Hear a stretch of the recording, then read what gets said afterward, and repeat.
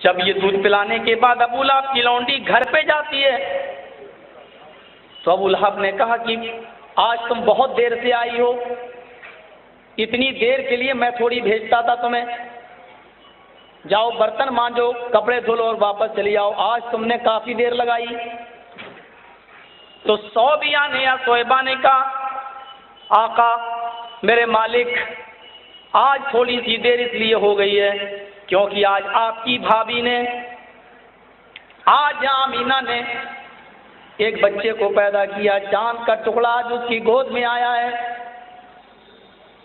آج عبداللہ کا چشم و چراغ، عبد المطلب کے خاندان کا روشن کرنے والا سورج اس کے گھر میں پیدا ہوا ہے۔ ابو لہب بیٹا تک کھڑا ہو جاتا ہے اور کہتا ہے صوبیہ آج تو نے مجھے اتنی بڑی خوشخبری سنائی ہے کہ کیا میں تجھے دوں؟ میرے پاس تو کوئی چیز بھی نہیں ہے۔ نئی چادر اس کے کاندھے پہ پڑی تھی، مارے خوشی میں اڑتا ہے اور نئی چادر اپنی لونڈی اپنی خاتمہ صوبیہ کو دے دیتا ہے اور کہتا ہے یہ خوشخبری سنانے کی ہی بس، جا آج کے بعد میں نے تجھے اپنی غلامی سے آزاد کر دیا ہے، تو آج میری غلامی سے آزاد ہے، اب میری لونڈی نہیں ہے، جا تو جہاں جانا چاہے چلی جا۔ مجھے اسی بھتیجے کا انتظار تھا، آمینہ کے پیٹ سے پیدا ہونے والے اسی لختے جگر کا مجھے انتظار تھا۔ ہم اپنے گھروں کی برائیوں کو خیر آباد نہیں کر سکتے ہیں، ہم اپنے گھروں میں ہونے والی بے حیائیوں کو خیر آباد نہیں کہہ سکتے ہیں، اور ابو لہب نے تو لونڈی کو آزاد کر دیا، ابو لہب نے لونڈی کو بھی خیر آباد کر دیا کہ جا میں نے تجھے آزاد کر دیا۔ میرے ساتھیوں اندازہ لگاؤ اگر نبی کی پیدائش کی خوشی بنا لینے سے اگر جنت ملتی ہوتی تو ابو لہب کو کوئی کم خوشی نہیں ہوئی تھی محمد رسول اللہ کی پیدائش کے دن۔ اس نے تو ابو لہب نے اپنی لونڈی تک کو آزاد کر دیا، لیکن اس کے باوجود ابو لہب کو کیا ملا؟ قرآن پڑھیے، اس کے باوجود ابو لہب کو کیا ملا؟ قیامت کی صبح تک ساری دنیا کے مسلمانوں کی زبان سے بد دعا، تبت یدا ابی لہب و تب، ابو لہب تیرے دونوں ہاتھ برباد ہو جائیں اور تو بھی برباد ہو جا۔ پتہ یہ چلا کہ ابو لہب محمد کو تو مانتا تھا لیکن محمد کی نہیں مانتا تھا، اس لیے محمد کو مان لینا کافی نہیں ہے، محمد کی ماننا بھی ضروری ہے، اظہار سے بھی کچھ نہیں ہوتا۔ یہ معیار نہیں ہے رسول سے محبت کا، دھوکہ مت کھا جانا، دھوکہ مت کھا جانا۔ اگر کوئی اقرار کرتا ہے تو اقرار دلیل نہیں ہے رسول اللہ کو ماننے کی۔ مہاتما گاندھی بھی اقرار کرتا تھا، اس کی کتاب ستر اہنسا پڑھو، مہاتما گاندھی نے لکھا ہے کہ لوگوں آج تم تبلیغ کرتے ہو، لوگوں کو نماز اور روزے کی طرف بلاتے ہو، یہ اچھا کام تم کرتے ہو، گھر گھر جاتے ہو، بڑی محنت کرتے ہو، لیکن تمہیں اتنی محنت کرنے کی ضرورت نہیں پڑے، اگر تم محمد رسول اللہ کا اخلاق اپنے اندر پیدا کر لو تو غیر مسلم دنیا تمہیں دیکھ کر خود بخود اسلام لاتی چلی جائے گی۔ مہاتما گاندھی بھی اقرار کیا کرتا تھا محمد رسول اللہ صلی اللہ علیہ وسلم کے اعلیٰ اخلاق کا، اعلیٰ کردار کا۔ میرے بھائیوں، تو کیا مہاتما گاندھی کو بھی محبت تھی اور کیا وہ بھی جنتی ہیں؟ ہم نہیں کہہ سکتے، ہم اس طرف بھی جانا نہیں چاہتے ہیں، ہم اتنا کہنا چاہتے ہیں کہ اقرار کافی نہیں ہے، اظہار کافی نہیں ہے، اور دونوں کی مثالیں میں نے دے دی۔ اب ایک اور چیز باقی رہ گئی، دعویٰ۔ ہم سے زیادہ نبی کو کوئی مانتا ہی نہیں۔ ارے یہ لوگ تو گستاخ رسول ہیں، ہم سے پوچھو، ہم سے زیادہ رسول کو کوئی نہیں مانتا۔ کوئی اگر آدمی دعویٰ کرے اور سینہ ٹھونک کر دعویٰ کرے تو اس کے دعوے کو بھی پرکھنا چاہیے۔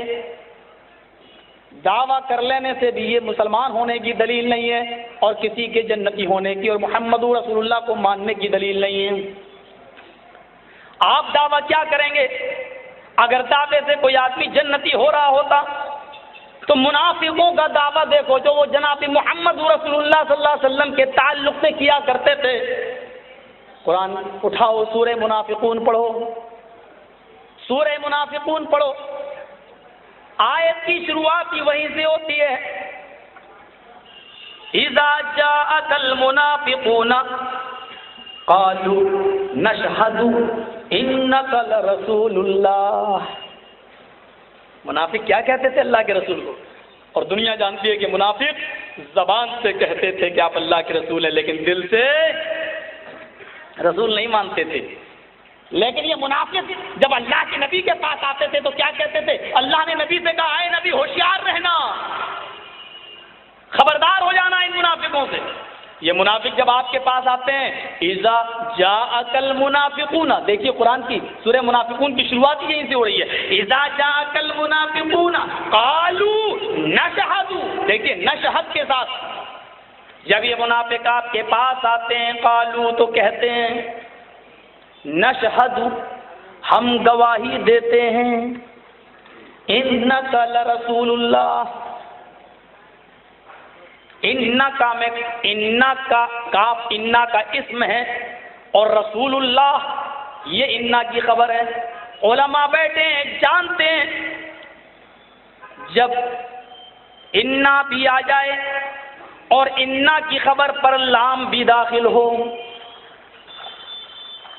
وہ اتنا کہہ دیتے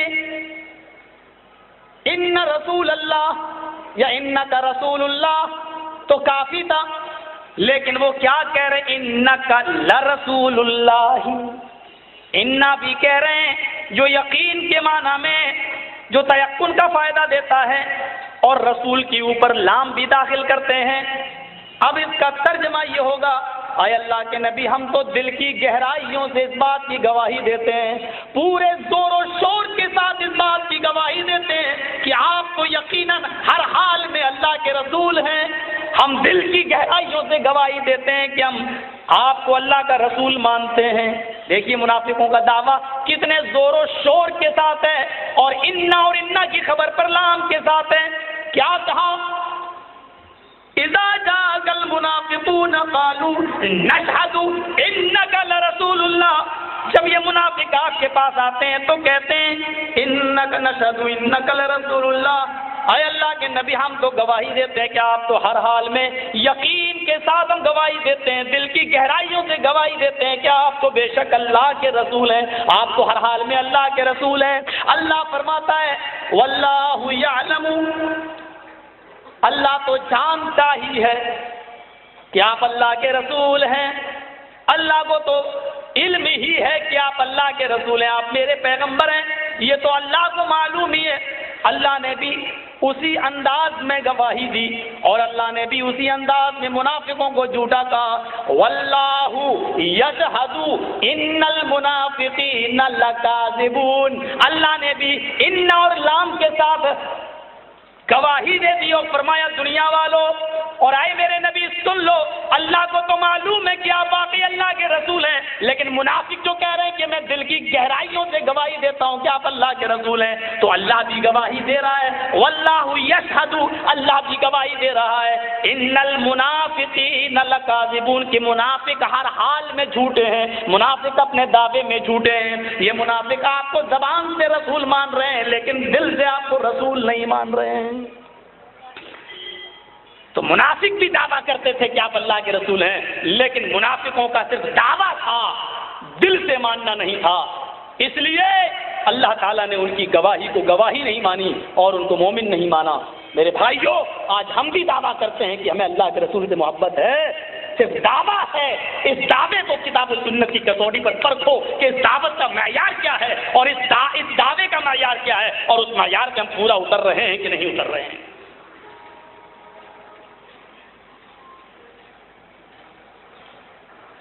بھوشیہ پران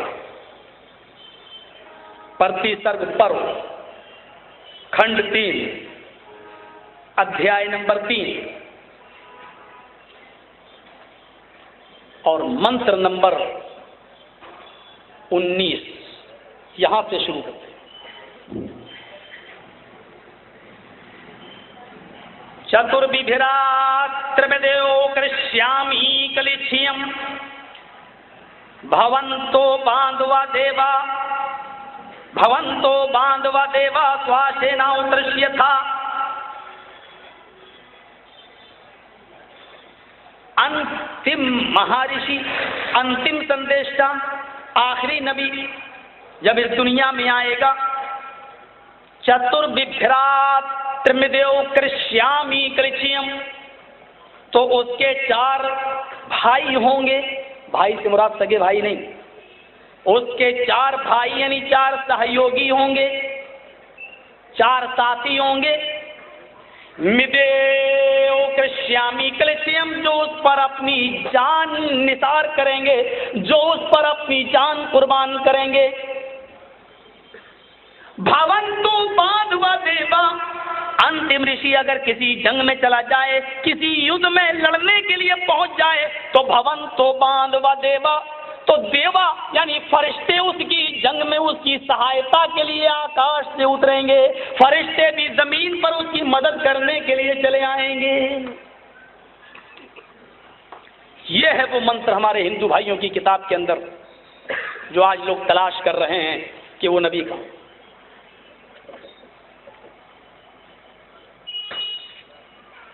इस मंत्र को मैंने कलकत्ता में भी, जब एक स्पीच हो रही थी बाबा रामदेव के साथ हमारी, तो मैंने बाबा रामदेव के सामने भी इस मंत्र को पढ़ा था। मुस्कुराए, बोले आपको अच्छी जानकारी है, इतना कहा और चले गए। मंत्र का क्या हुआ वो पता नहीं, मंत्र सही था, एक्सेप्ट भी कर रहे हैं। इसकी तशरीह देखिए, चतुर्विभिरा त्रिमिदेव कृष्यामी कलेशयम, 4 भाइयों 4 सहयोगियों उसके होंगे, जो उस पर अपनी जान निछावर करेंगे, अपनी जान कुर्बान करेंगे। ये कौन नहीं जानता कि मोहम्मद रसूलुल्लाह सल्लल्लाहु अलैहि वसल्लम के 4 ही सहयोगी थे जिनको किरमानुसार पद मिला, इमारत का, खिलाफत का। अबू बकर सिद्दीक, हजरत उमर, हजरत उस्मान, हजरत अली। और जहां तक जान निछावर करने का ताल्लुक है, तो वो भी ऐन इस मंत्र के मुताबिक है। उस गारे सौर के उस वाक़े को याद करो, जहां जनाब मोहम्मद रसूलुल्लाह सल्लल्लाहु अलैहि वसल्लम अपने यारे गार हजरत अबू बकर की रान के ऊपर सो रहे, सर रख कर। आपका सर आप हजरत अबू बकर सिद्दीक की रान के ऊपर है।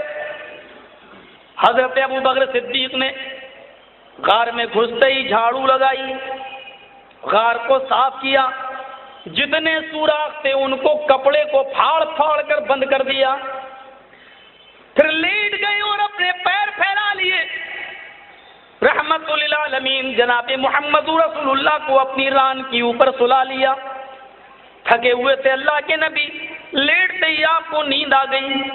जब नबी नींद की आगोश में चले गए, उसी वक्त अबू बकर सिद्दीक की नजर एक सुराख के ऊपर पड़ गई जो बाकी रह गया, जिस पे वो कपड़ा नहीं डाल सके, उस सुराख को बंद नहीं कर सके।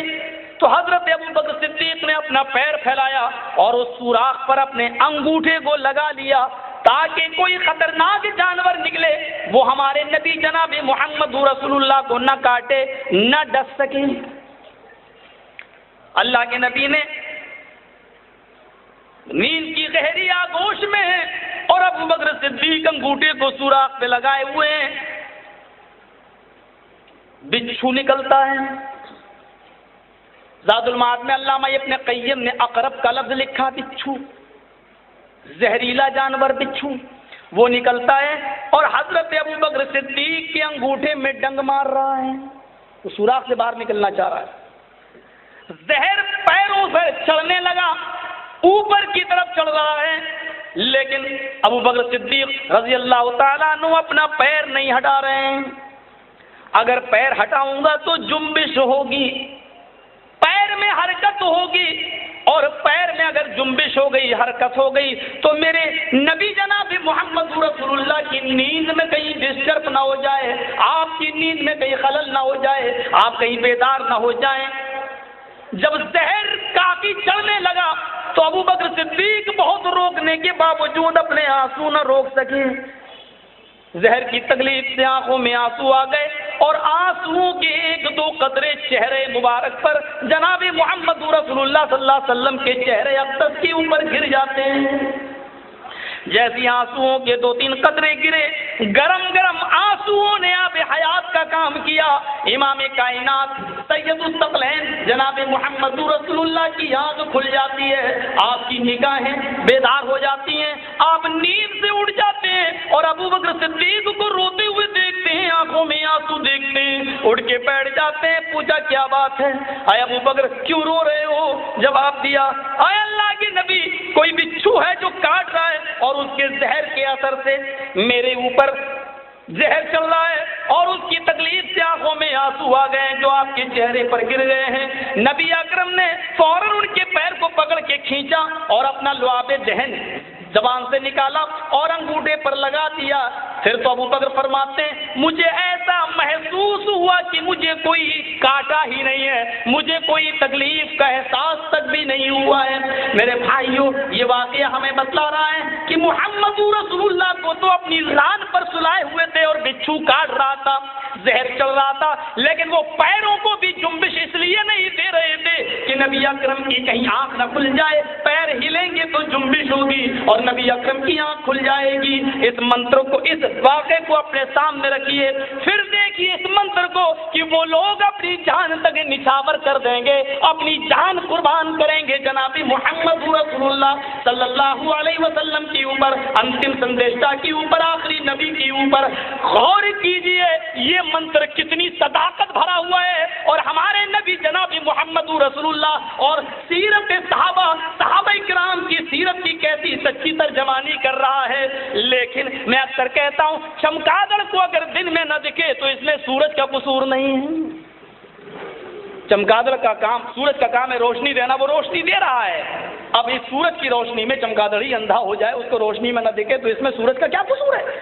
हिंदू मजहब की किताबें रोशनी दे रही हैं, वो आखिरी नबी का एड्रेस और पता दे रही हैं।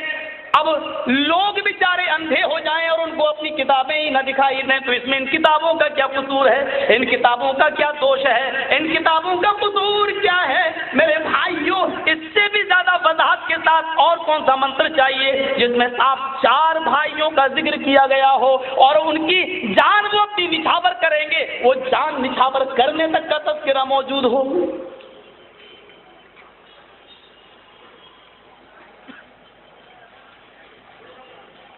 नबी अकरम की पेशिन गोइयां भी वेदों में बहुत लिखी हुई है, जरा इस पेशिन गोई पर नजर डालिए।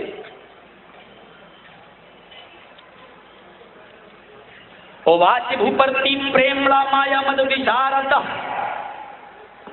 तब देवो महाराज ममदा सत्तु मागिता मर्मोच्छिष्ट समंजिया के तथा तद पश्य भो निर्प इति श्रुत्वा तथा दृष्टा परम विस्मय मागिता।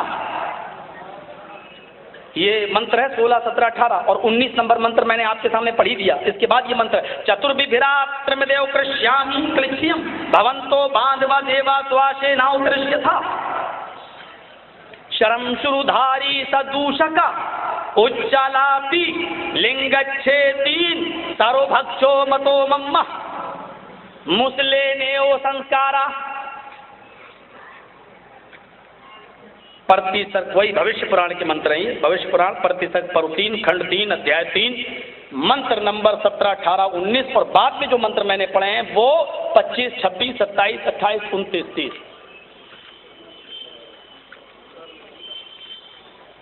रेफरेंस आपके सामने है, हवाला आपके सामने, तर्जमे पर भी गौर कर लीजिए। अंतिम महर्षि, अंतिम संदेशा जब इस जगत में, इस विश्व में जन्म लेगा और जब उसको ऋषित्व नबूवत जब दी जाएगी, पैगंबर जब बनेगा, ऋषि मुनि जब बनेगा, तो उसके मौजिज़ों में से एक मौजिज़ा ये होगा, प्रेम माया मद विशारदा तब देवो महाराज मम दसत्व मागीता मर्मोच्छिष्ट समंजी याद तथा पश्य भो निर् कि वो उंगली उठाएगा और उसकी उंगली के इशारे से चंद्रमा के 2 टुकड़े हो जाएंगे, चांद 2 टुकड़ों में बढ़ जाएगा। ऐसा देखकर भारत का राजा, भविष्य पुराण, ऐसा देखकर भारत का राजा राजा भोज अयोध्या की सरजमीन पर, अयोध्या की धरती पर जाएगा। अयोध्या का मीन, अयोध्या माना मक्का, अयोध्या, मैं फैजाबाद वाले अयोध्या को नहीं कह रहा हूँ। अयोध्या का मतलब देखिए, अयोध्या आ मानी नहीं और युद्ध की माना जंग। जरा मीनिंग देखिए, अयोध्या आप लोग बोलते ना ये काम संभव है, संभव मानी मुमकिन, और असंभव नामुमकिन, उचित अनुचित, उचित मुनासिब, अनुचित गैर मुनासिब, युद्ध जंग। और अयुद्ध जहाँ जंग न हो, जहाँ लड़ाई न हो, यानी जहाँ सलामती हो। चंद्रमा चांद के दो टुकड़े देकर राजा भोज अयोध्या जाएगा, यानी ऐसी जगह जाएगा जहाँ अमन हो, जहाँ सलामती हो, जहाँ जंग न हो। वत्तीनी वज़ैतून वतूरी सीनीन वहाज़ल बलदिल अमीन, कसम में तीनों जैतून की, कसम में तूर सीना की। वहाज़ल बलदिल अमीन, अल बलद मानी शहर, अमीन मानी अमन वाला, अमन वाला शहर। और अमन वाला शहर, शांति वाला शहर वही है जहाँ जंग न हो, जहाँ लड़ाई ना हो, अमन और शांति, शांति हो। और तमाम मुफस्सिरीन का इत्तेफाक है अल बलदिल अमीन मक्का है, और अल्लाह ने मक्के की कसम खाई है, और कसम है इस शहर मक्का की। तो राजा भोज अयोध्या में जाएंगे, यानी मक्का में जाएंगे। वहाँ उनकी मुलाकात महामद विशार माया मद विशारदा, वहाँ उनकी मुलाकात माया मद मोहम्मद से होगी, मोहम्मद साहब से होगी। मैं जब नाम लूँ तो आप सब लोग जोर से कहो सल्लल्लाहु अलैहि वसल्लम। उनकी मुलाकात वहाँ माया मद विशारदा मोहम्मद साहब से होगी, यानी उस नबी से, ऋषि से होगी। तब वहाँ कुछ सवालात होंगे, वहाँ कुछ सवालात होंगे। राजा भोज संतुष्ट होने के लिए, मुतमईन होने के लिए मोहम्मद साहब से कुछ सवाल करेगा, और उसके जवाब में मोहम्मद साहब क्या कहेंगे? वाजिबू परती प्रेमड़ा माया मद विशारदा तब देवो महाराज ममदा सत्तु मागिता मर्मोच्चिष्ट समंज याद तथा तद पश्य भोनिर इति श्रुत्वा तथा दृष्टा परम विस्मय मागिता। तब राजा भोज कहेगा, हाय मोहम्मद साहब, मैं भारत से आया हुआ हूँ, आपने चंद्रमा के दो टुकड़े आपने किए हैं। आप कहेंगे नहीं नहीं, मैंने तो उंगली का इशारा किया है, मैंने तो उंगली चलाई है। चंद्रमा के दो टुकड़े तो ईश्वरीय शक्ति से, अल्लाह के कुदरत से हुए हैं। हमने तो ये उंगली का इशारा किया था, ये कुदरत तो अल्लाह की थी, अल्लाह ने दो टुकड़े कर दिए। वो ये सब सुनकर बड़े ताज्जुब में पड़ जाएगा, और फिर वो अपने दोनों हाथ सीने पर रखकर जोड़कर कहेगा। अब देखिए भविष्य पुराण की मंत्र, नमस्ते गिरजानाथ मरुस्थल निवासिने बहुमाया पर्वतने। गिरजानाथ यानी है मेरे सरदार, नमस्ते गिरजानाथ मरुस्थल निवासिने, मरुस्थल मानी रेगिस्तान, हाय रेगिस्तान में निवास करने वाले, हाय रेगिस्तान में पैदा होने वाले, हाय जजीरा अरब में जन्म लेने वाले। मरुस्थल का तर्जमा मैं ये कर रहा हूँ, मरुस्थल निवासी ने, हाय रेगिस्तान में निवास करने वाले, यानी हाय जजीरा अरब में पैदा होने वाले।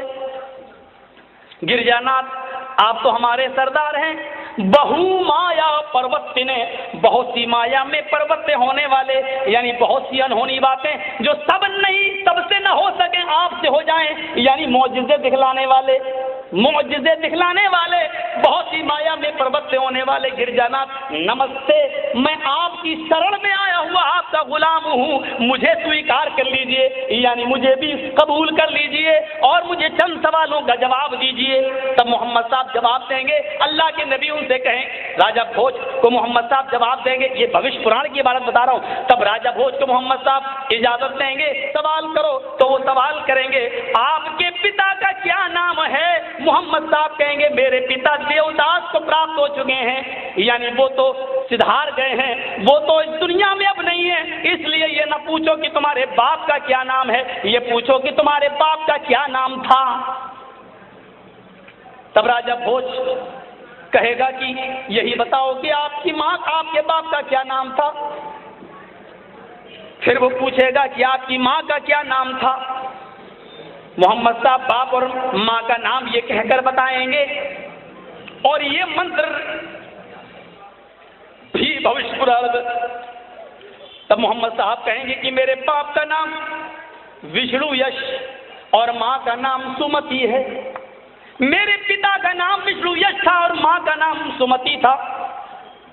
ये सुनकर राजा भोज محمد صاحب سے کہے گا کہ یہی بات ہماری پستک ہماری کتاب میں لکھی ہوئی ہے کہ اس کے باپ کا نام وشنو یش ہوگا اور ماں کا نام سمتی ہوگا، تب یہ پورا منتر وہ محمد صاحب کو سنائیں گے اور کہیں گے تچھدوا پنڈری کا چو برہمڑ ودمبریتی بھونے شمبھلو وشنو یشسو گرہی سومتے پرو سومتی پرادرواپیم۔ یہ ہے وہ منتر جو ابھی نہیں دکھائی دے رہا ہے ہمارے بھائیوں کو، اور یہ ہماری ذمہ داری ہے۔ یہ تو آج افسوس ہے ہمیں کہ آج ٹوپی والوں کو سمجھانا پڑ رہا ہے۔ اس سے بڑی شرم کی بات اور کیا ہوگی کہ آج ایک مسلمان سے کہے نماز پڑھنے آؤ۔ ہم تمہارے دروازے پر جا کر کہیں کہ مسلمان تو آئیے بھائی نماز پڑھ لو اور قرآن حدیث کی کچھ باتیں ہوں گی سن لو، اس مسلمان کو چلو بھر پانی میں ڈوب کے مر جانا چاہیے۔ جس کے دروازے پر ایک مسلمان جائے اور کہے کہ نماز پڑھو، اس کو سوچنا چاہیے کہ ہم مسلمان ہیں، ہم سے یہ کہا جا رہا ہے کہ نماز پڑھو، کیا وہ بھی مسلمان ہو سکتا ہے کہ جس سے یہ کہا جائے نماز پڑھو؟ مسلمان کو تو آلریڈی پہلے ہی سے نمازی ہونا چاہیے۔ آج کتنے بڑے افسوس کی بات ہے کہ آج ہم جیسے لوگ آپ کے دروازے پہ جائیں اور آپ سے نماز کے لیے کہیں۔ جو قوم غیروں کے لیے پیدا ہوئی تھی، کنتم اخرجت للناس تأمرون بالمعروف کنتم خیر امت، مسلمانوں تم ایک بہترین جماعت ہو، تم ایک بہترین گروہ ہو، تمہیں مسلمانوں کے لیے پیدا نہیں کیا گیا۔ اخرجت للناس، تمہیں یہودیوں کے لیے پیدا کیا گیا ہے، عیسائیوں کے لیے پیدا کیا گیا ہے، جینیوں کے لیے پیدا کیا گیا ہے، تمہارے ہندو بھائیوں کے لیے تمہیں پیدا کیا گیا ہے، تمہیں غیر مسلموں کے لیے نکالا گیا ہے، تم تو ان کی دعوت و تبلیغ کے لیے پیدا کیے گئے ہو۔ افسوس یہ ہے کہ مسلمانوں کا ایک ایک بچہ، ایک ایک فرد غیر مسلموں کو دعوت و تبلیغ کے لیے پیدا ہوا ہے، اور آج ہمیں مسلمانوں کو، ٹوپی والوں کو اور داڑھی والوں کو سمجھانا پڑ رہا ہے کہ آؤ نماز کے لیے آؤ محبت رسول اپنے اندر پیدا کرو۔ اس سے بڑی افسوس کی بات اور کیا ہوگی ہمارے؟ یہ سوچنے کی بات ہے میرے بھائیوں، غور کرنے کی بات ہے۔ مرے جا رہے ہیں، لڑے جا رہے ہیں، تو صحیح کب تک لڑو گے؟ تیرے پیچھے میری نماز نہیں، میرے پیچھے تیری نماز نہیں، لڑو، اور انجام دیکھ رہے ہو جو ہو رہا ہے ہمارا۔ یوشک الامم ان تدع علیکم کما تتدع الاکلۃ علی قطعتها، ایک ایسا زمانہ تمہارے اوپر آ جائے گا، اللہ کے نبی نے فرمایا دنیا کی ساری قومیں تمہاری اوپر ایسے ٹوٹ پڑیں گی جیسے بھوکے لوگ دسترخوان کے اوپر ٹوٹ پڑتے ہیں۔ ومن قلۃ یومئذ نحن، یا رسول اللہ، صحابہ سوال کرتے تھے، ہمیں تو اپنے مولانا لوگوں سے سوال کرنے میں شرم آتی ہے، نہیں سوال کریں گے مولانا صاحب ناراض ہو جائیں گے، وہ مولوی کیا جو ناراض ہو جائے۔ صحابہ کرام نبی سے سوال کر رہے ہیں، تحقیق کا جذبہ دیکھو، تحقیق کا جذبہ۔ اے اللہ کے رسول، کیا اس وقت ہم تعداد میں کم ہوں گے؟ آپ کہہ رہے ہیں دنیا کی ساری قومیں آپ تمہارے اوپر ٹوٹ پڑیں گی، تو کیا اس وقت ہم تعداد میں کم ہوں گے؟ اللہ کے رسول کا جواب دیکھو، نہیں، بل انتم یومئذ کثیر، تمہاری تعداد بہت زیادہ ہوگی، تم تعداد میں بہت زیادہ ہوگے، لیکن تمہاری حیثیت کچھ نہیں ہوگی۔ ولکنکم غثاء کغثاء السیل، جیسے سمندر میں جھاگ اٹھتا ہے اور لہریں اس جھاگ کو ادھر سے ادھر لے جاتی ہیں، کوڑا کرکٹ ہوتا ہے اور ادھر سے ادھر لے جاتی ہیں، ایسی دنیا کی ساری قومیں جہاں تمہیں نچائیں گی تم ناچو گے، جہاں ڈانس کرائیں گی وہاں ڈانس کرو گے۔ آج وہی ہو رہا ہے، ہماری شادیاں آج ویسٹرن کلچر سے متاثر ہیں، ہمارے رہن سہن، ہمارا اوڑھنا بچھونا، ہمارے گھر میں آج دیکھ لیجئے تمام چیزوں پر ویسٹرن کلچر حاوی ہو چکا ہے، ہماری تہذیب، ہماری ثقافت پر آج مغربی تہذیب حاوی ہو چکی ہے۔ اب کھانے کا سسٹم دیکھ لو شادیوں میں، اب اس کا نام رکھ دیا ہمیں بفے سسٹم، کھڑے ہو کر کھاؤ، شادیوں میں اپنے ہاتھ سے نکالو، کھڑے ہو کے کھاؤ۔ جس سسٹم کا نام ہونا چاہیے تھا کتا سسٹم، گدھا سسٹم، خنزیر سسٹم، اس کا نام ہم نے تہذیب و ثقافت کی دنیا میں رکھا ہے بفے سسٹم۔ جس سسٹم کا نام ہمیں یہ رکھنا چاہیے تھا اس سسٹم کا نام آج ہم نے رکھا بفے سسٹم۔ اس سے متاثر ہے آج۔ میں ذرا دور چلا جاؤں گا، یہ میرے اندر بہت بری عادت ہے، کہیں نکلا تو پھر نکل جاؤں گا کہیں اور، بمبئی اور لندن پہنچ جاؤں گا۔ سنیے ذرا میری بات، کیا پیاری بات کہی ہے۔ اس وقت تعداد میں تم بہت زیادہ ہوگے لیکن تمہاری حیثیت کچھ نہیں ہے۔ اللہ تعالیٰ تمہارا رعب و دبدبہ کافروں کے دل سے نکال دے گا۔ کافروں کے دلوں پر کل تک یہ رعب و دبدبہ تھا جب ہماری مسجد میں نماز ہوا کرتی تھی تو کافر لوگ جب شادیوں کی بارات لے کے آتے تھے اور بینڈ باجا بجتا تھا تو کہتے تھے کیسی کمزوری اللہ پیدا کر دے گا؟ کیا ہم لڑنے مرنے کے لیے تیار نہیں ہیں؟ آپ اشارہ کریے، ہم اپنی تلواریں نیام سے بے نیام کر لیں، آپ حکم دیجیے ہم کود جائیں۔ اے اللہ کے رسول، پھر اللہ کمزوری کیسے ہمارے دل میں پیدا کر دے گا؟ اللہ کے نبی نے کہا یہ وہ کمزوری نہیں جو تم سمجھ رہے ہو، اللہ تمہارے دل میں کمزوری پیدا کر دے گا، مطلب حب الدنیا و کراہیت الموت، اللہ تمہارے دلوں میں دنیا کی محبت ڈال دے گا، تمہیں دین کم پسند آئے گا اور دنیا زیادہ پسند آئے گا۔ آج وہی ہو رہا ہے۔ منتر دیکھیے، تب راجا بھوج نے یہ منتر پڑھ کے سنایا، تچھدوا پنڈری کاچو برہمن ودم بریت۔ ہائے محمد صاحب، ہماری کتابوں میں یہی منتر لکھا ہوا ہے، تچھدوا پنڈری کاچو برہمن ودم بریت، انتم رشی برہمن خاندان میں آئے گا۔ مجھے ڈر ہندو بھائیوں سے نہیں ہے، بابا رام دیو بڑی عزت کرتا ہے، آسارام باپو جی بڑی عزت کرتے ہیں، مجھے ڈر مسلمانوں سے، آپ لوگوں سے۔ کل ہوٹلوں میں بیٹھ کے گفتگو کریں گے، لو وہ مولوی جرجیس آیا تھا یو پی سے اور اللہ کے رسول کو برہمن خاندان میں بتا گیا۔ میں چیلنج کے ساتھ کہتا ہوں، اللہ کے رسول برہمن خاندان میں آئے تھے۔ ہوٹلوں میں گفتگو کرنے کے بجائے مجھ سے روبرو ہو جاؤ اور بات کرو، میننگ دیکھیے، میننگ۔ برہمن، برہما اللہ کا نام، برہما وہ نہیں 10 سر والا اور 10 پیر والا، اگر وہ مانا لوگے وہ تو پھر آپ کبھی نہیں سمجھ پاؤ گے۔ برہما کا میننگ دیکھیے ویدوں میں جو لکھی ہوئی، برہما دنیا کا بنانے والا یعنی خالق، اس کا ترجمہ۔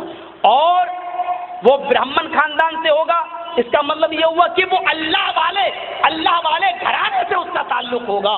محمد رسول اللہ کا تعلق بڑے دینی خاندان سے تھا۔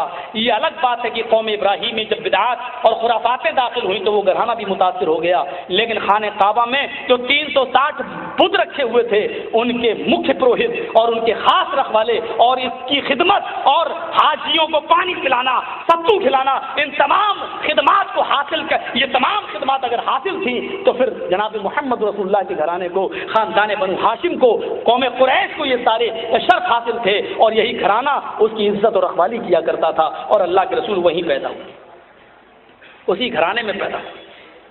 اور برہمن اگر قوم کے معنی میں لیتے ہو تو ہندوستان کی سب سے اونچی قوم مانی جاتی ہے برہمن، چھتری، ویش، شودر، ان میں سب سے اونچی قوم کون سی مانی جاتی ہے؟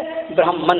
اگر قوم سے مراد لیتے ہو تو اس کا مطلب یہ ہے کہ برہمن سب سے اونچی قوم میں، محمد صاحب سب سے اونچی قوم میں پیدا ہوں گے، تو اللہ کے رسول عرب کی سب سے اونچی قوم، قوم قریش، اور اس کے بھی سب سے اونچے خاندان بنو ہاشم کے اندر آپ پیدا ہوئے۔ دونوں معنی میں ہمارے نبی ہی ثابت کیے، اس لیے باتیں مت کرو۔ تم نے تو آج چند ٹوپی والوں کو سمجھا دیا، بہت بڑا کارنامہ انجام دے رہے ہو۔ ہم سے پوچھو، جیلوں میں ہم گئے ہیں صرف اسی بات پر۔ دعوت و تبلیغ کا صحیح فریضہ تبھی ادا ہوگا جب آپ ان کو ان کی زبان میں سمجھائیں گے۔ گھوڑے کو گھاس کھلائی جاتی ہے، گوشت کھلاؤ گے نہیں کھائے گا۔ جس کی جو غذا ہے اس کو وہ غذا کھلاؤ، جس کی جو غذا ہے اس کو وہ غذا کھلاؤ، لیکن پیار سے، محبت سے۔ اسلام پیار سے پھیلا ہے، محبت سے پھیلا ہے۔ وہ برہمن خاندان میں آئیں گے۔ تچھدوا پنڈری کاچو برہمن ودم بریتی بھاونے شمبھلو وشنو یشسو گرہے۔ وہ سب سے اونچے خاندان بھون، ہر خاندان میں پیدا ہوں گے۔ وشنو یشسو گرہے، وشنو یش کے گھر میں۔ وشنو اللہ کا نام، برہما وشنو مہیش، برہما وشنو شیو، یہ سب اللہ کے نام۔ آپ کے ادھر بھی تو 99 نام ہیں، ان میں بھی برہما وشنو شیو۔ وشنو اللہ کا نام، اور یش کے معنی بھکت، یش کے معنی بھکت۔ بھکت کس کو کہتے ہیں؟ جو اللہ کی عبادت کرے، کہتے ہیں یہ بھکت ہے، بھکت۔ اور بھکتی کس کو کہتے ہیں؟ عبادت کو۔ تو بھکت مانی بندہ اور بھکتی مانی بندگی۔ یش کے معنی بھکت، وشنو یش وہ ایشور کا بھکت یعنی اللہ کا بندہ ہوگا۔ محمد صلی اللہ علیہ وسلم کے باپ کا نام کیا تھا؟ عبداللہ، عبد منی بندہ، اللہ منی اللہ، عبداللہ اللہ کا بندہ۔ وشنو یش اللہ کا بندہ، عبداللہ اللہ کا بندہ۔ وہ وشنو یش کے گھر میں پیدا ہوگا، یعنی عبداللہ کے گھر میں جنم لے گا۔ ماں کا نام کیا ہوگا؟ سمتی پرادربھاویم، وہ سمتی کے پیٹ سے پیدا ہوگا۔ یہ بھی کہا، کیونکہ ہندو دھرم میں بہت سے لوگ مچھلی کے پیٹ سے ہوئے ہیں، کوئی سورج سے ہوا ہے۔ آپ نے سنا ہے ایک دروپتی جن کے 5 پانڈو پتی تھے، تو میں اس کو دوسری طرف نہیں لے جانا چاہتا ہوں، آپ مطمئن رہیے، انشاءاللہ کسی کو تکلیف نہیں پہنچے گی۔ تو 5 جو پیدا ہوئے بھائی پانڈو، ایک اور بھائی تھا ان کا، لیکن اس کا نام ذکر نہیں کیا گیا، اس کا نام تھا کرن۔ کرن کس کو کہتے ہیں؟ کان۔ تو ان پانچوں پانڈو کی ماں نے، ماں کے ساتھ سوریہ بھگوان، جو لکھا ہوا ان کی کتابوں میں وہ یہ، سوریہ بھگوان نے زنا کیا اور ایک بچہ، ان پانچوں پانڈو کی جو ماں تھی ان کے پیٹ سے ایک اور بچہ پیدا ہوا، تو اس نے سوریہ بھگوان سے کہا کہ میری بڑی بدنامی ہوگی کیونکہ اس کا باپ کون ہے؟ تب سوریہ بھگوان نے کہا کہ ہم اس بچے کو تمہارے کان سے پیدا کر دیں گے، تو اس کا نام رکھا گیا کرن۔ تو کوئی کان سے پیدا ہوا، کوئی پیٹ سے، مچھلی کے پیٹ سے ہوا، کوئی کسی سے ہوا، لیکن محمد صلی اللہ علیہ وسلم کی اوصاف حمیدہ میں سے دیکھیے، سمتی پراتروابھیم، وہ کان ناک سے پیدا نہیں ہوں گے، وہ سمتی کے گربھ سے، سمتی کے پیٹ سے جنم لیں گے۔ یہ سمتی۔ اب سمتی کس کا نام ہے؟ ماں کا نام۔ سمتی کا معنی کیا ہوا؟ سندر، متی مانی شانتی والی، امن والی، چین والی، سکون والی، سمتی خوبصورت، امن اور شانتی والی۔ محمد صلی اللہ علیہ وسلم کی ماں کا نام کیا تھا؟ آمینہ، اور آمینہ کا معنی بھی ہے امن والی، شانتی والی۔ اس شعر کو پڑھ کر میں نے پنڈت آسارام باپو کے سامنے بھی یہ شعر پڑھا تھا، آپ کو بھی سنا دیتا ہوں۔ میں نے یہ شعر اس منتر کو پڑھنے کے بعد پڑھا تھا، کون کہتا ہے ہم تم میں جدائی ہوگی، کون کہتا ہے ہم تم میں جدائی ہوگی، یہ ہوائی تو کسی دشمن نے اڑائی ہوگی۔ کتابیں پڑھیے، تصدیق دیکھیے، آپ کی کتابیں بھی تصدیق کر رہی ہیں، انتم رشی یہی ہیں جن کا تم انتظار کر رہے ہو، وہ آ چکا ہے۔ تب راجہ بھوج یہ ساری باتیں سن کر مطمئن ہو گیا، اور مطمئن ہونے کے بعد اس کی دارالملیک دھرم میں ہو گئی، ارتھات اس نے اسلام قبول کر لیا۔ مولی صاحب اسلام قبول کر لیا، یہ کہاں لکھا ہے؟ لکھا سناتن دھرمم پرویشم، اس کا سناتن دھرم میں پرویش ہو گیا، یعنی وہ سناتن دھرم میں چلا گیا۔ سناتن کا معنی سلامتی والا، اور اسلام کا معنی بھی سلامتی والا، یعنی وہ سناتن دھرم میں چلا گیا، ارتھات وہ اسلام کے اندر داخل ہو گیا۔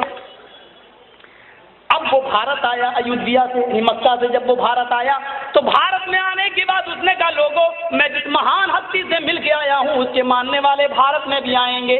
تب لوگوں نے کہا پھر اس وقت ہم کیا کریں؟ کہا جب اس کے ماننے والے بھارت میں آ جائیں تو تم بھی ان پر ایمان لے آنا اور اس دھرم میں چلے آنا۔ تب بھارتی لوگوں نے پوچھا تھا کہ ان کی پہچان کیا ہوگی، تب راجہ بھوج نے پہچان بتائی، شرم شرودھاری سدوشیکا اچالاپی لنگچھیدین سرو بھکشو متو مما۔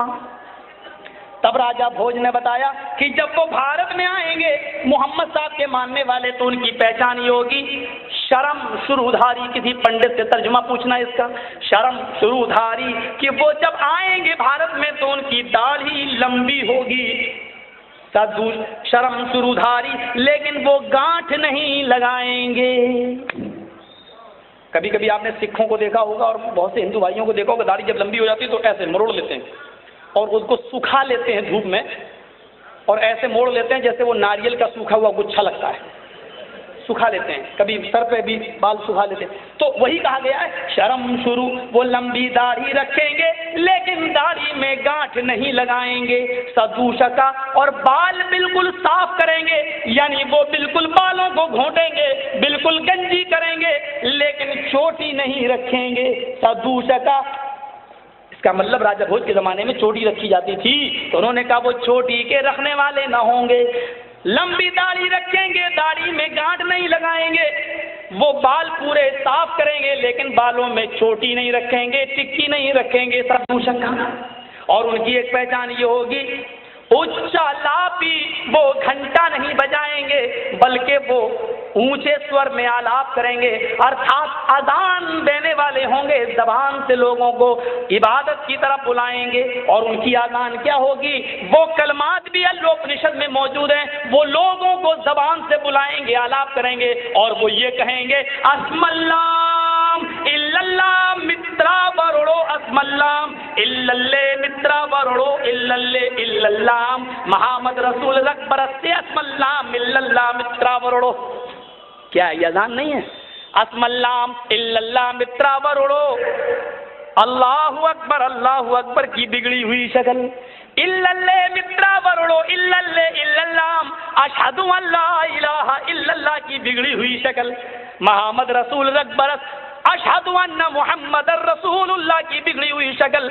ये कहकर वो लोगों को नमाज की तरफ अर्थात इबादत की तरफ, भक्ति की तरफ वो बुलाएंगे। घंटा नहीं बजाएंगे, वो आलाप करेंगे, जबान से बुलाएंगे और उनकी एक पहचान ही होगी कि लिंग अच्छे दीन वो खतना कराने वाले होंगे। लिंग अच्छे दीन सबके सब खतना कराएंगे, वो खतना कराने वाले होंगे।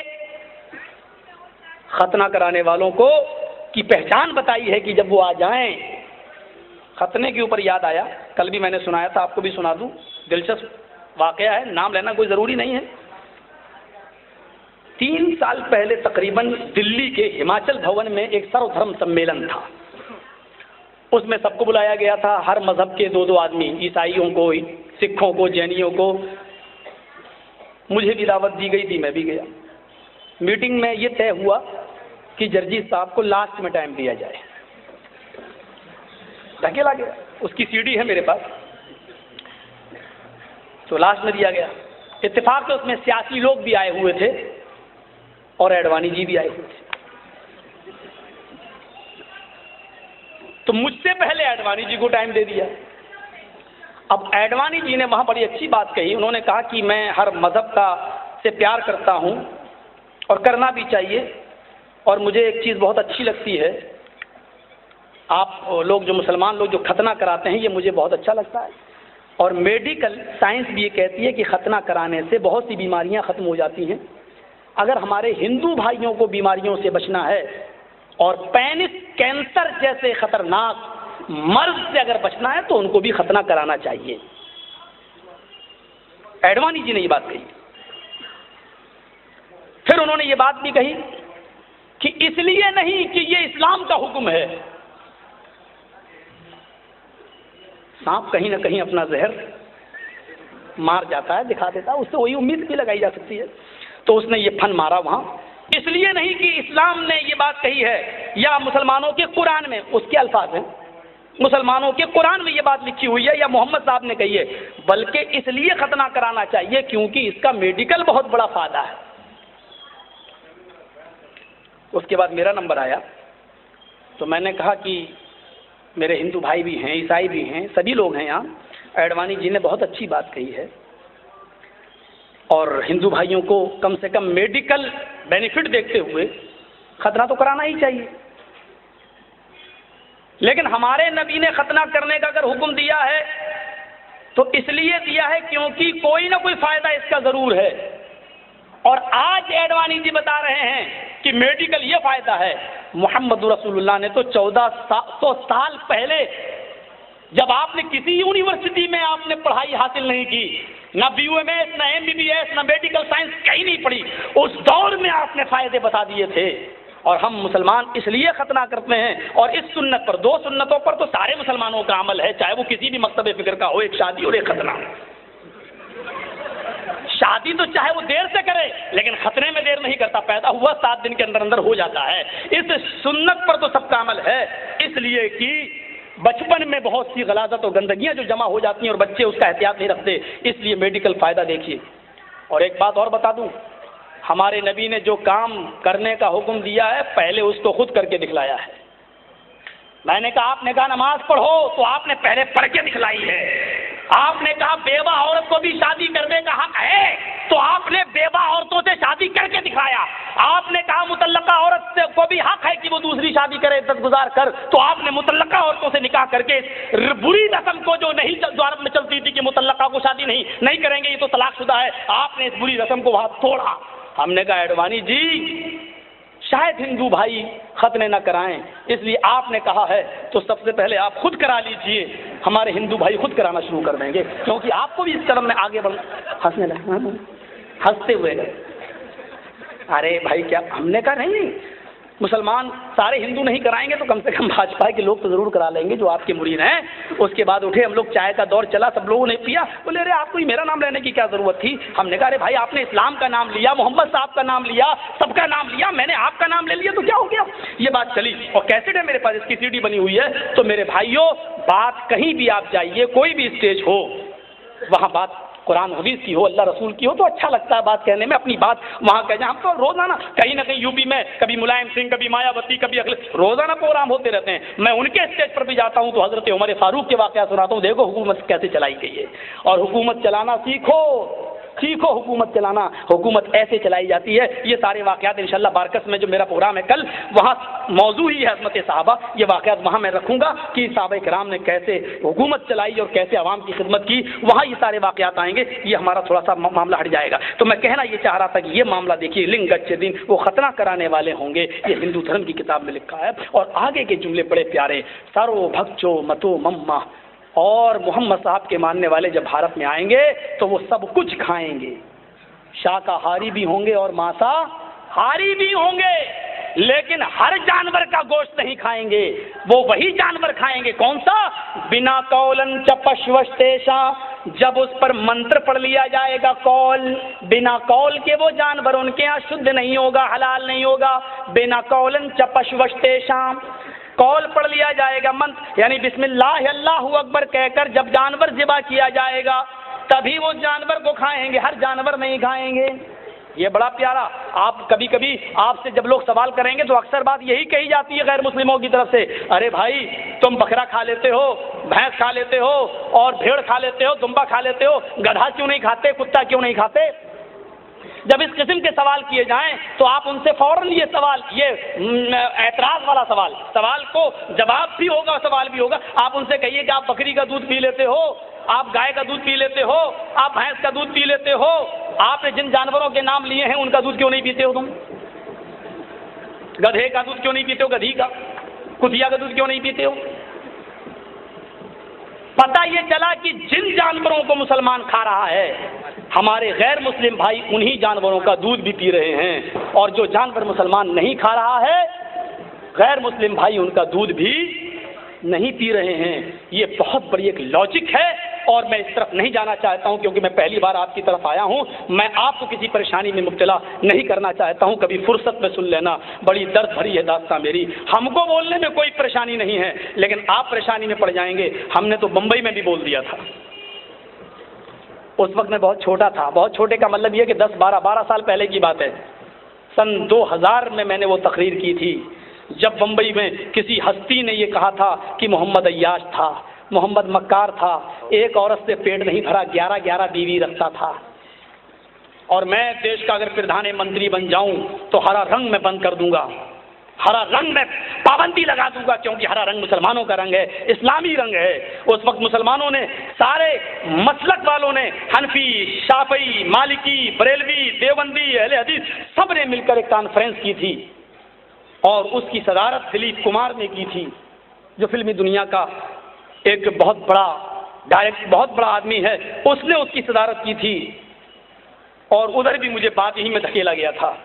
لاسٹ میں نمبر سارے مولوی کیا کہہ رہے ہیں, اس میں دلی کے امام بخاری صاحب بھی تھے.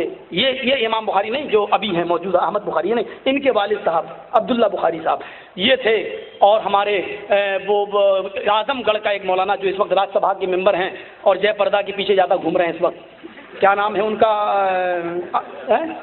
عبید اللہ خان اعظمی. یہ سب لوگ اس اسٹیج پر تھے, ہم بھی تھے. میں نام لے دیا, یہ تو میں نے اس لیے بتا دیا تاکہ آپ سمجھ جائیں کہ وہ کون ہے. مجھے کسی سے کوئی آبجیکشن اعتراض تھوڑی ہے, میں تو سب کے اسٹیج پہ جاتا ہوں. تو میرے بھائیو, یہ سب لوگ, یہ سارے مولوی لوگ کیا بول رہے تھے معلوم ہے آپ؟ ہوئے ہوئے ہوئے معافی مانگے ٹھاکرے جی, انہوں نے میرے نبی کی شان میں گستاخی کی. اب بتاؤ معافی مانگنے سے کام چلے گا؟ اور نبی کی شان میں اگر کوئی گستاخی کرے تو مسلمان کون ہوتے ہیں معاف کر دینے والے؟ مسلمانوں کو حق ہے کہ وہ معاف کر دیں. کوئی نبی کو گالی دے اور ہم کہہ دیں کہ ہم نے معاف کر دیا, یہ کوئی بات, یہ تو کوئی مسئلہ نہیں ہے. تو جب میرا نمبر آیا تو میں نے کہا کہ 11 بیوی رکھنے والا اگر عیاش ہے تو میں نے کہا اپنی کتابیں پڑھو اور دیکھو کہ کتنی کتنی گوپیاں اور بیویاں رکھتے تھے.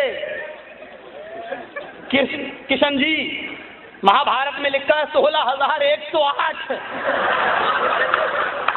हमने कहा मैं कुछ नहीं कहूंगा, मैं सिर्फ इतना कहूंगा कि 11 रखने वाला अगर अय्याश है तुम्हारी नजर में तो 16,108 रखने वाला, चलो 16,000 में माफ कर रहा हूं, 108 होती वो भी ज्यादा थी। मैंने कहा ये रखने वाला मैं नहीं कहूंगा, मैं तो सबको इज्जत देता हूं, क्योंकि हमारे नबी का ये फरमान है कि तुम दूसरों के बुजुर्गों को बुरा मत कहो, वरना वो जवाब में तुम्हारे बुजुर्गों को बुरा कहें। हम बुरा नहीं कह सकते, लेकिन तुम मुझे ये बताओ कि 11 बीवियां रखने वाला अगर अय्याश है तो 16,000 रखने वाला।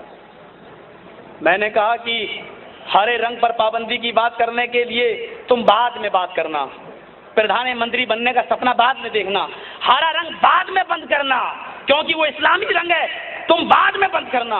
पहले कद्दू खाना छोड़ो, लौकी जो आती है लंबी वाली वो हरे रंग की होती है। मैंने कहा कि कद्दू लौकी खाना छोड़ो, परवल खाना छोड़ो, हरा धनिया और हरी मिर्चें खाना बंद करो, खीरा ककड़ी सारी सब्जियां खाना बंद करो जो हरे रंग की हैं। ये सारी इस्लामी सब्जियां हैं। लाल रंग की जो सब्जी हो वो खाओ।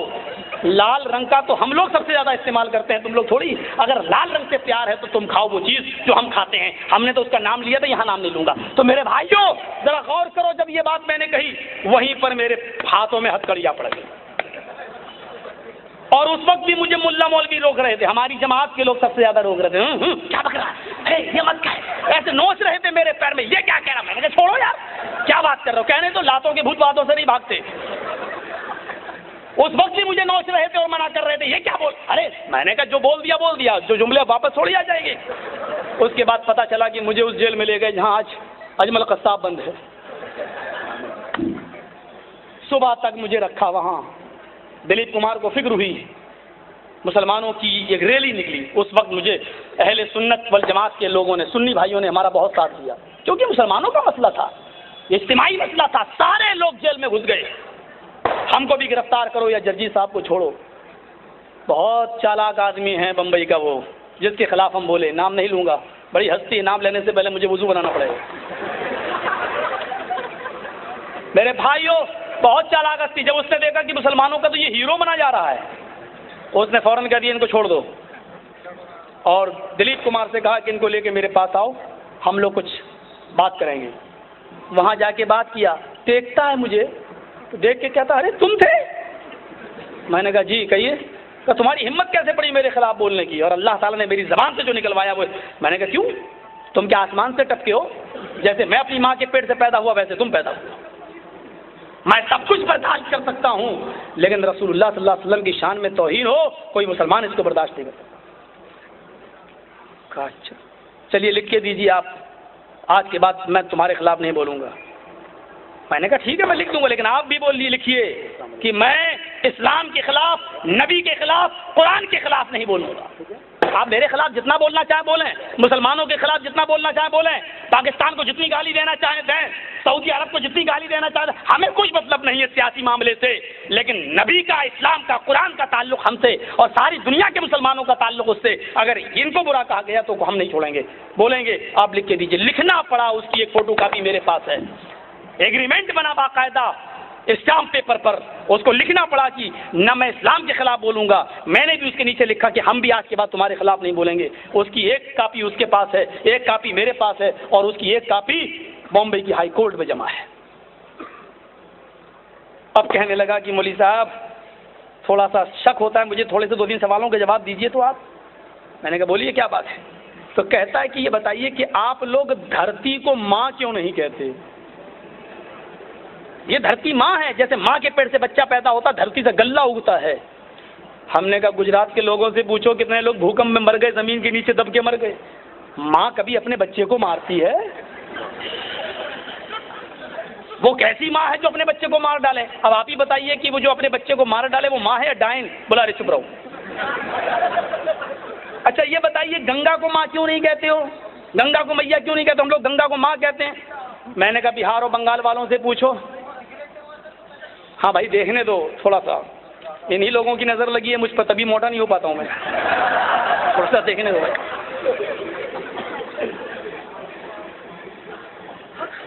गंगा को माँ क्यों नहीं कहते हो?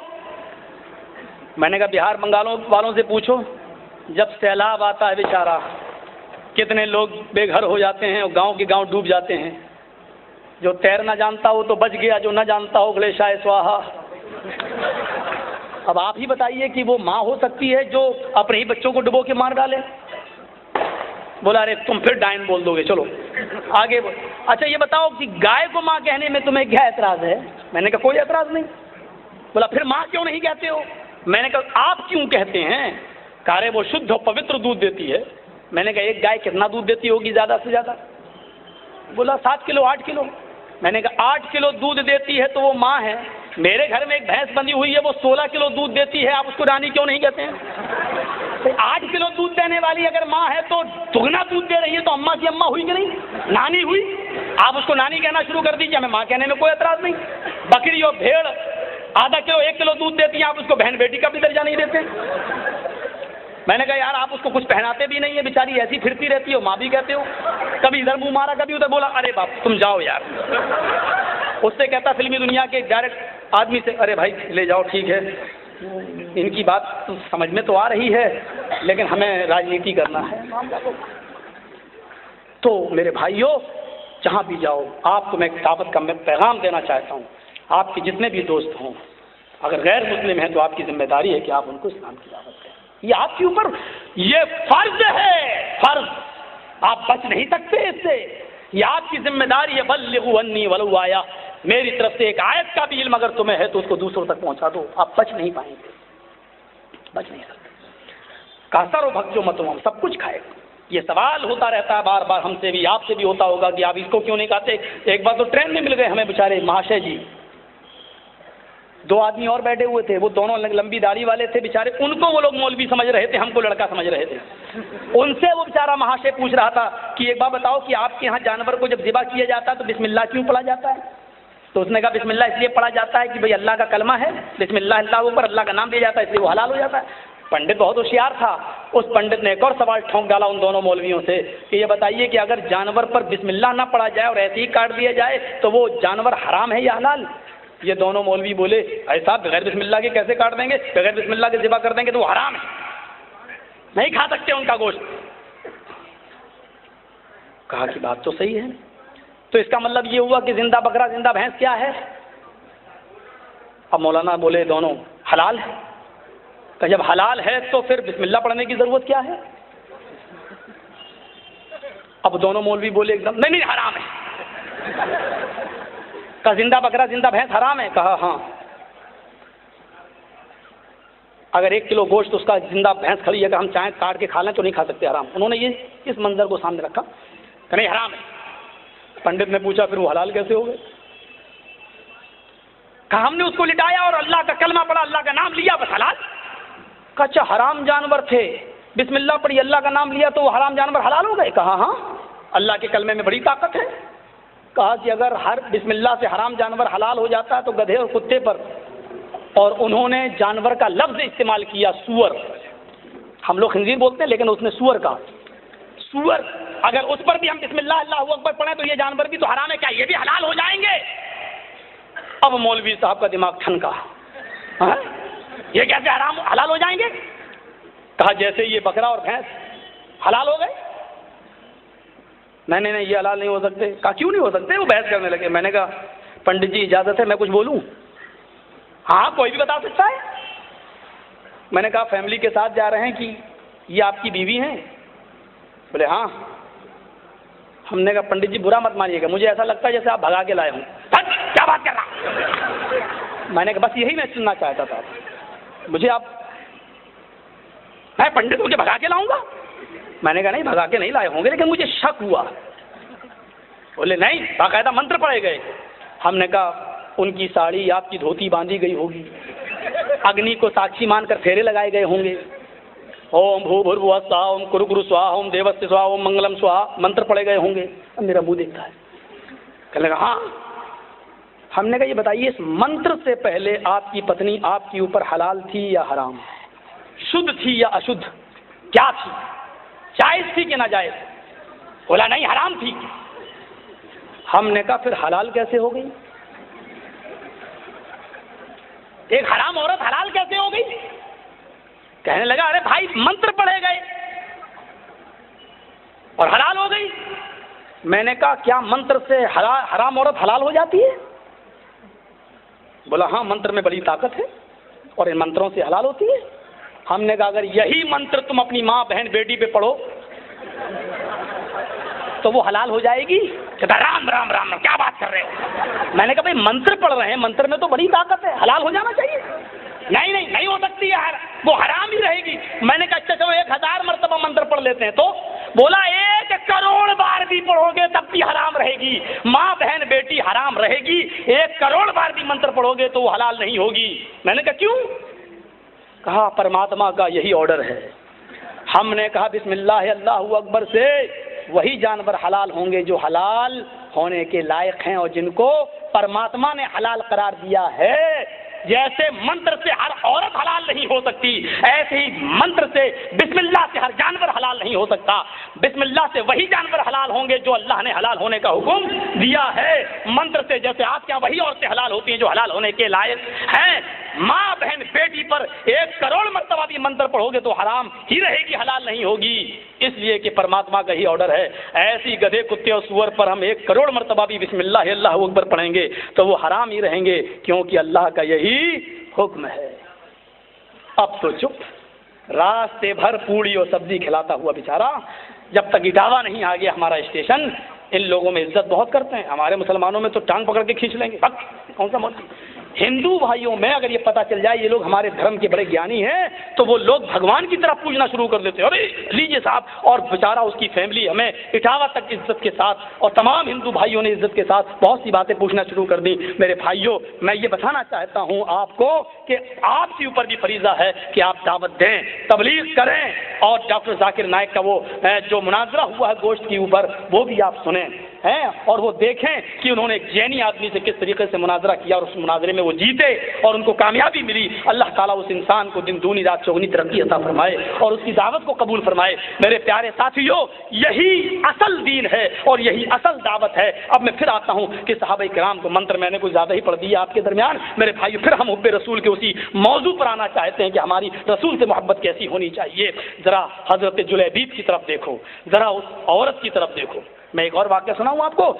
حضرت امام احمد نے اس واقعے کو اپنی مسند احمد کے اندر نقل کیا ہے اور علامہ البانی نے اس واقعے کو حسن قرار دیا ہے کہ ایک یہودیہ عورت اللہ کے نبی کی بیوی حضرت عائشہ کے پاس آتی ہے۔ یہودیہ آتی تھیں، ایک یہودیہ عورت آئی اور دیکھیے مذاق میں کہنے لگی، مسلمانوں غور سے سننا، میں کوئی مسئلہ کی بات چھیڑنے نہیں آیا ہوں، ہم بہت لڑ چکے ہیں، آمین، رفع الیدین، تراویح، طلاق کے مسئلے پر ہم بہت لڑ چکے ہیں، اب یہ لڑائی بند کرو۔ الگ الگ دیوی دیوتاؤں کو خدا ماننے والے آج ایک پلیٹ فارم پہ آ چکے ہیں۔ 33 کروڑ دیوی دیوتاؤں کو، کوئی رام کا پجاری، کوئی شنکر کا، کوئی مہاویر کا، کوئی کسی کا، آج یہ سب لوگ مسلمانوں کو تباہ و برباد کرنے کے لیے ایک پلیٹ فارم پہ قائم ہو چکے ہیں۔ ہم ایک اللہ کو ماننے والے، ایک نبی کو ماننے والے، ایک قرآن کے ماننے والے، ایک قبلے کی طرف منہ کر کے نماز پڑھنے والے آپس میں، ہم خود آپس میں لڑ رہے ہیں۔ آج دوسروں کو جو موقع مل رہا ہے صرف اسی بات پر مل رہا ہے ہمارا مذاق۔ آج جو دوسرے ملکوں میں ہو رہا ہے وہ یہی ہے، ڈو اینڈ ڈیوائڈ، ان کو آپس میں لڑاؤ، ان کو آپس میں مارو۔ شیعہ اور سنیوں کا جھگڑا کھڑا کر دیا گیا، عراق کو تباہ و برباد کر دیا گیا، افغانستان کو تباہ و برباد کیا گیا، اب ایران کی طرف بھی نظریں اٹھائی جا رہی ہیں، پاکستان کو پہ بھی یہی معاملہ چھوڑ دیا گیا، خود دور رہو، ان کو آپس میں لڑاؤ، اور یہی پالیسی یہاں پر بھی اپنائی جا رہی ہے۔ ہمارے ساتھیوں نے ہمیں نام لینے سے منع کر دیا ہے میرے دوستوں، ورنہ مجھے نام لینے میں کوئی حرج نہیں تھا، لیکن میرے بھائیوں مجھے آپ کی پریشانی اپنی پریشانی نظر آتی ہے۔ میں مقدمے میرے اوپر 50 چل چکے ہیں، مجھے کوئی فکر نہیں ہوتی ہے، لیکن ہم آپ کو پریشانی میں نہیں ڈالنا چاہتے ہیں۔ ہم چاہتے ہیں کہ ہم آپ سب مل جائیں، متفق ہوں۔ آپ کو معلوم ہے عیسائیوں کی کتاب میں صرف اتنا لکھا ہے کہ مریم نے عیسیٰ کو بغیر شوہر کے پیدا کیا، بس اتنا لکھا ہے۔ یہودیوں نے عیسائیوں پر الزام لگا دیا ہے کہ عیسیٰ کی ماں مریم زناکار تھی، نعوذ باللہ۔ آج بھی یہودی عیسیٰ کو زنا کی اولاد مانتے ہیں اور مریم کو ناپاک مانتے ہیں، اور آج تک عیسائی لوگ اپنی کتابوں میں یہ دکھا نہیں سکے یہودیوں کو کہ عیسیٰ کی ماں مریم پاک دامن ہے۔ قرآن نازل ہوا، محمد رسول اللہ پہ اترا، ہمیں قرآن نے بتایا عیسیٰ کی ماں مریم پاک دامن ہے، عیسیٰ کو اللہ نے بغیر باپ کے پیدا کیا ہے۔ ہم نے عیسائیوں سے کہا قرآن کی شہادت ہے عیسیٰ کی ماں مریم پاک دامن ہے۔ ہم نے یہودیوں سے کہا بجائے اس کے کہ عیسائیوں کو قرآن کا احسان مند ہونا چاہیے تھا، مسلمانوں کا شکر گزار ہونا چاہیے تھا، لیکن ان لوگوں نے عیسائیوں سے ہاتھ ملا کر، یہودیوں نے عیسائیوں سے ہاتھ ملا کر مسلمانوں کو صف ہستی سے مٹانے کا پلان بنا لیا، جو آپس میں ایک دوسرے کے دشمن ہیں لیکن ہمیں برباد کرنے کے لیے آپ دیکھ لو دونوں پلیٹ فارم پہ آ چکے ہیں، لیکن ہم ایک نبی، ایک دین، ایک قرآن اور ایک قبلے کی طرف رخ کر کے نماز پڑھنے والے ہم آپس میں لڑے جا رہے ہیں اور مرے جا رہے ہیں اور کاٹ ایک دوسرے کے خلاف دشمن بنے ہوئے ہیں۔ اللہ سے دعا کرو کہ الہ العالمین کتاب اور سنت کی بنیاد پر، یہ شرط ہم ضرور لگائیں گے، کتاب اور سنت کی بنیاد پر، قرآن و حدیث کی بنیاد پر ہم سب کو اتفاق اور اتحاد کے ایک پلیٹ فارم پر قائم ہونے کی توفیق عطا فرمائے۔ ہمارے درمیان جو نفرتیں پھیلی ہوئی ہیں اللہ قرآن و حدیث کی روشنی میں ہمیں ان تمام نفرتوں کو دور کرنے کی توفیق عطا فرما اور کتاب و سنت کی تعلیم کو اپنے گلے سے لگا کر آپس میں بھائی بھائی ہونے کی توفیق عطا فرما۔ میرے پیارے ساتھیوں، بات یہاں سے نکلی تھی، یہاں سے کہ وہ یہودیہ اللہ کے نبی کی بیوی حضرت عائشہ کے پاس آئی اور کہنے لگی عائشہ ہمارے نبی یوسف اتنے خوبصورت تھے کہ تمہارے نبی کا ذکر اللہ نے نہیں کیا قرآن میں، ہمارے نبی کا ذکر کیا ہے۔ یہودیہ تھی، کہنے لگی عائشہ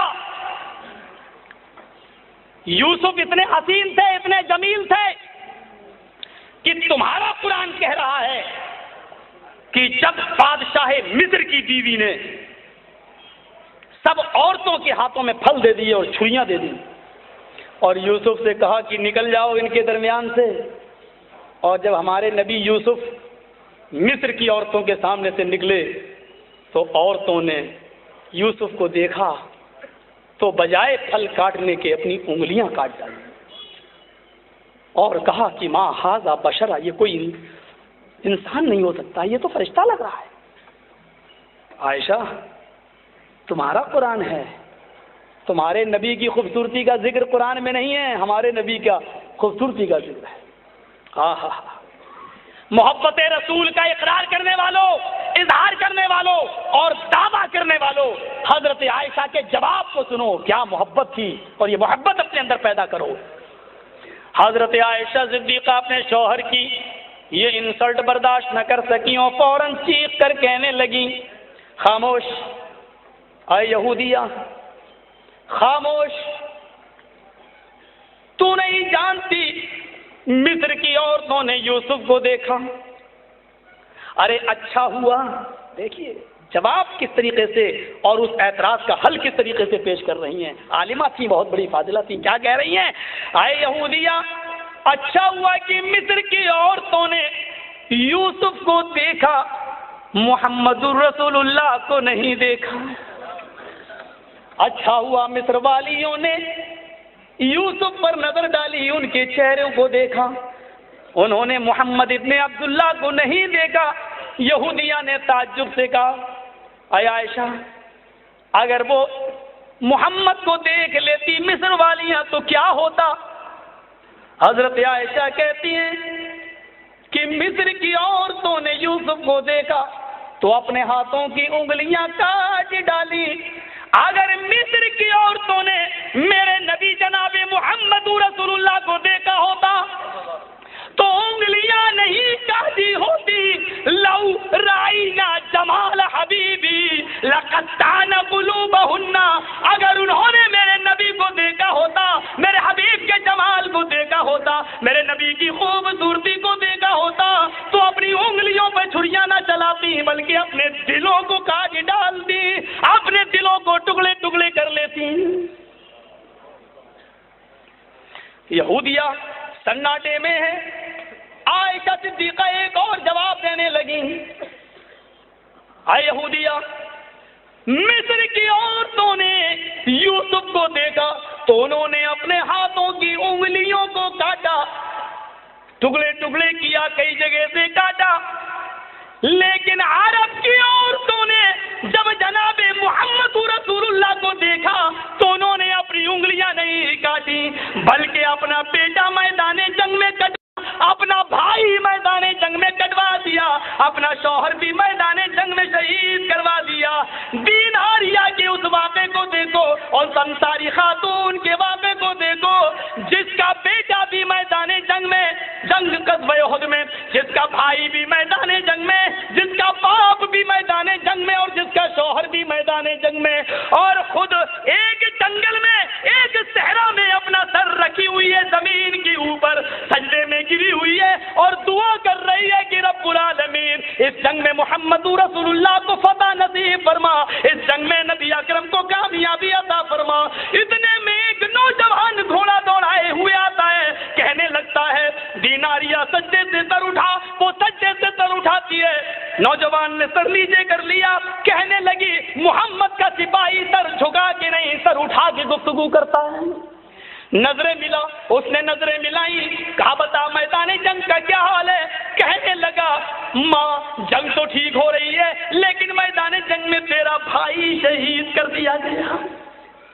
کلیجے پہ چوٹ لگی، نظر آسمان پہ ڈالی، پھر اس نے زمین پر دیکھا اور نوجوان سے کہا کہ مجھے میرے بھائی کے بارے میں مت بتا، اور نہ میں نے اس کے بارے میں پوچھا ہے، مجھے